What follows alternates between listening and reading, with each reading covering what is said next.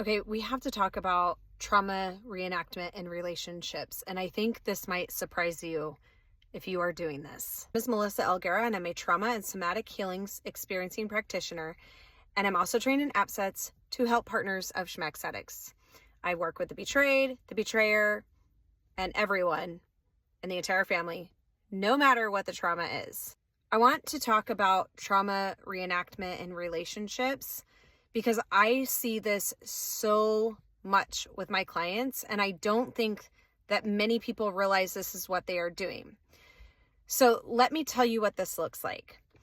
This looks like what complex PTSD produces. So complex PTSD is multiple things, but one of the things that it is when we didn't get a need met as a kid, like a very, very important need met as a kid. And so what happens with that is we don't even realize that something is missing within our parent-child relationships. We don't realize that we had a need that went unmet. And then what happens is we carry this over into our adult relationships. There is a real part of us that needed to be seen, heard, loved, cared for, whatever, okay, appreciated, that they matter. And when we didn't get that need met as a child, we will search for that in our adult relationships. But here's the thing. It's usually with somebody who treats us just the same as our parent did.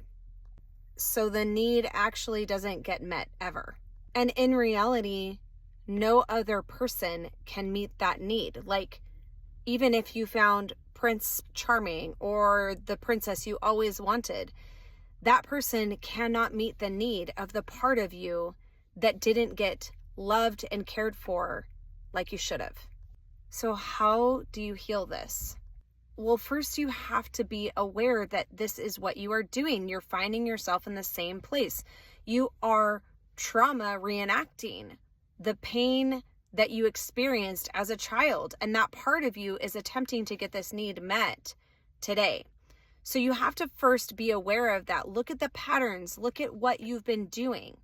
You can even apply this to any sort of addictive behavior, where you might be betraying, or you've crossed over into infidelity, or even if you deal with Schmex addiction. You can actually trace this back. It is very similar. What we are drawn to, that pull inside towards somebody, we are probably trauma reenacting places that we were not healed. So we have to first be aware of that. And then after we become